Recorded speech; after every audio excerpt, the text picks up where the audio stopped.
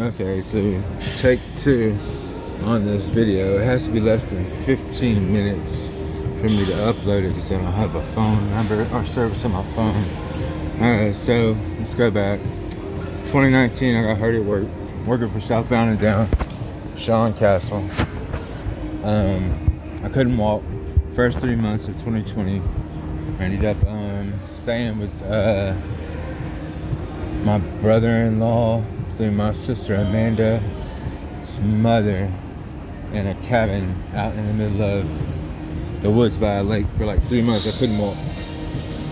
Got all my things together for a lawsuit, thinking that I was going to have to sue because I didn't have any other way to support myself other than driving trucks. So went and saw an attorney called Shepherd and Shepherd maybe, down in Houston.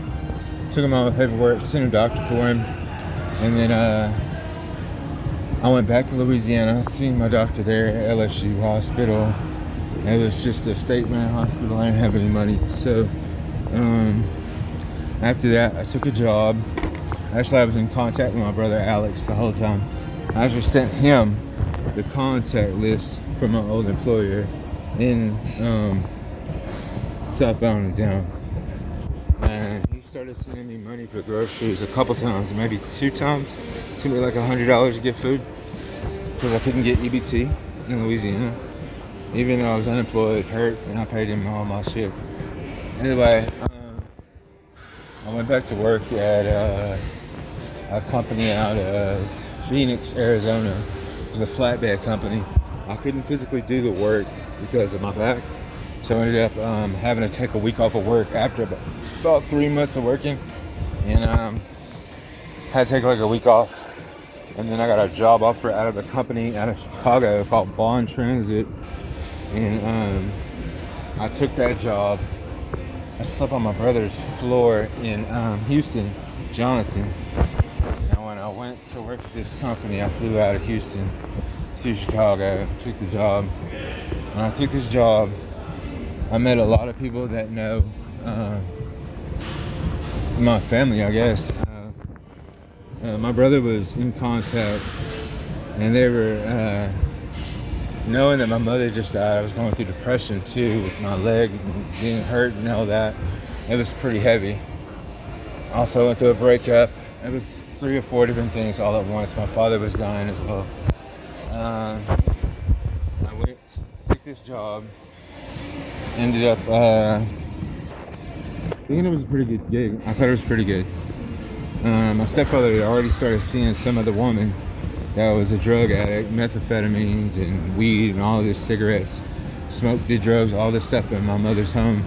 So I stayed away because I thought he had really disrespected my mother's legacy. So I quit associating with him because I told him the woman was a whore and it was disrespect to my mother to have her in her home. So we had a physical altercation and we no longer spoke. After that, I took this job out of Chicago. I worked this job. My brother was in traffic. I saw him in traffic a bunch of times. Like, he would be on the phone with me, and then I would look up and I would see him passing me in traffic. It wasn't a coincidence. He knew the people I was working with.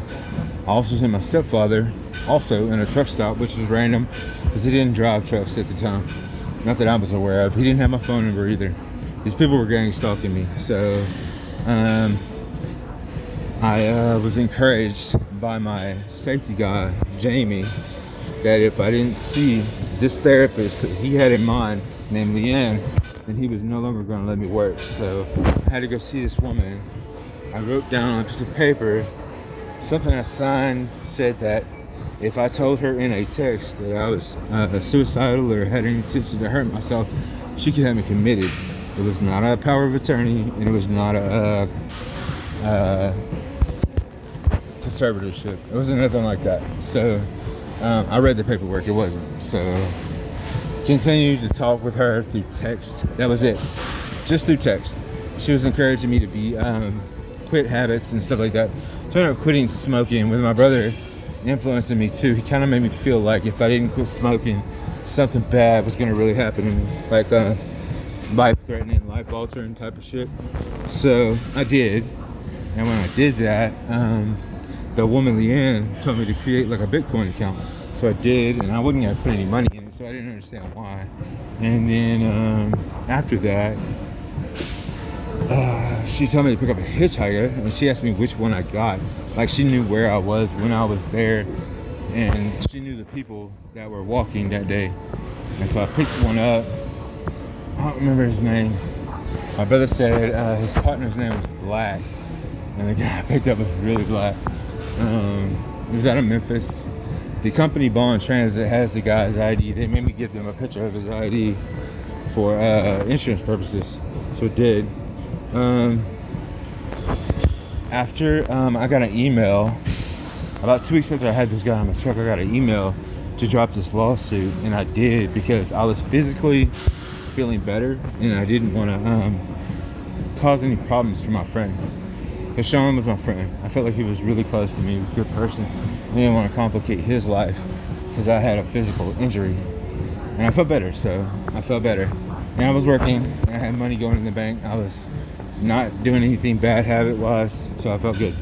So I dropped it, and then like a day or two later, like I got all these crazy numbers on this Bitcoin account, like huge numbers. And I didn't know where they came from. And I was so freaked out and nervous because I had this random person in my truck and these big numbers coming through my phone in like a bank format. So I deleted the account. I deleted the app off my phone. And then like 2 days later, this guy, I remember waking up in the middle of the night and I felt like I was in a haze, like I had been drugged. And this kid had my phone in the passenger seat and he was scrolling through the back of a black screen with like numbers and stuff on it. Like he was in the guts of my phone, like the DOS screen, and he was doing something, and I passed back out because I was like under like sleeping pills. It felt like sleeping pills, and I passed back out. And so like 2 days later, we were close to Memphis. He jumped out of my truck and just ran off, just sporadically, randomly, and I couldn't find him, so I just went on about my day. And I didn't think, I thought it was good that he was a problem and he was gone. He was no longer my problem. But after that, everybody in my circle changed, from my company people to everybody else. There was a situation where I was in a real bad snowstorm coming right across 80, going into Indiana and south of Lake Erie. And there was a Honda Accord. It looked like one that this guy Chris Evans used to drive, and it pulled across all 3 lanes of traffic, coming straight toward the front of my truck. I was going about 65. There was snow on the road. I couldn't really stop, so I got as close as I could to the shoulder, and ended up having to go onto the shoulder to miss this car. And by doing that, I almost hit a snowplow, but I didn't hit anything, and I made it through the little tight window, really fucking close, and I made it. And 2 seconds after that, not even 2 minutes, freaking this guy Jamie calls me. He's like, "How did you miss that wreck? How did you avoid that car?" I'm like, "How did you know that I was finna hit that car?" Like, he was watching my camera. Out of 80-something vehicles, he was watching mine at that moment. So I told my supervisor that I felt like he was trying to cause me to have a wreck. I felt like that was a threat on my life. And so they let that guy go. He was gone. Never saw him again. And continued to work for these people for a while, and it was just a weird vibe after that. It was very weird after that. Me and my brother stopped getting along. Like, he started causing random ass arguments just out of nowhere. Every time I talked to him or my sister Amanda on the phone, they would do things just to intentionally try to stress me out. So I quit talking to him. I cut the phone number that I had off so they wouldn't have contact with me, and changed my phone number. And then I didn't talk to them for like 7 or 8 months, and then tried to reestablish like communication with them after my father died. And just, they were not good people. They were no good. There was nothing worth salvaging from a conversation. There was a home that was left to us through my mother, and they reported me missing because they didn't have my phone number. Sold the home after they reported me missing. Sold the home and kept the money. Kept the freaking money. Yeah, so that's like theft by means of property. So this situation. Yeah, that's an update. Well, I've gotten out here to Hawaii because these people have gang stalked me all the way across the country. I ended up going to Phoenix because every job I got was every job I ended up getting was related to this stepfather's broad's new prostitute wife, kids. She has a bunch of kids that she doesn't claim that have different trucking companies across the country.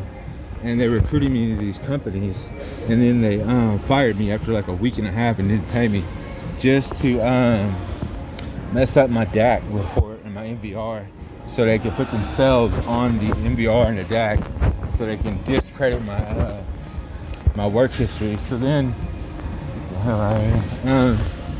see that monkey over there? She just sprayed some shit over here as they pass by. Anyway, trolls, man. They're all part of the system. They're all part of it. These are Freemasons kids. But anyways, so I came out here to Hawaii to US Vets. Actually, let's go back to Phoenix. I was in Phoenix, living on the street in Phoenix for about 7 or 8 months, not willing to go back to work because every time I got a job, they were just trying to ruin my driving report. So that's why I stopped applying and working. And then I stayed in a shelter in Phoenix, where I went to the DMV and had to get my license transferred into Phoenix. And as I did that, the girl at the DMV looked really close to the girl, Shoemaker, Jennifer Shoemaker. She looked like one of her kids, like a mixed kid, like black and white. But, so this woman had a bunch of kids and put them everywhere. This kid worked at the DMV, and she scanned all my documents into the computer, but refused to give me my license that day. And so she told me I had to leave and come back another day to get my license picture done. So I did, and I believe like her son or somebody they know went in and got a fake driver's license under my credentials with their picture and my credentials. And then, like, just steal money. I don't know what money it was. Maybe it's a Bitcoin. I don't know. Maybe money from YouTube videos. Maybe my mother's life insurance. I have no idea. But they did that. And then they had stolen my ID like twice before that out of the truck. And I didn't realize why they were doing it. So either way, I went to work eventually. Got a little bit of money, and I went to Portland. Same thing happened. I was in a shelter. There was chemicals sprayed in the building. They were using frequency weapons, like real loud death tones, to obstruct my sleep, to keep me from entering REM sleep.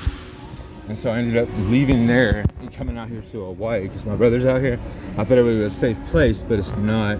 Went to US Vets here. Same thing. They drug targeted, like chemicals through the vents, everything. I got 2 jobs.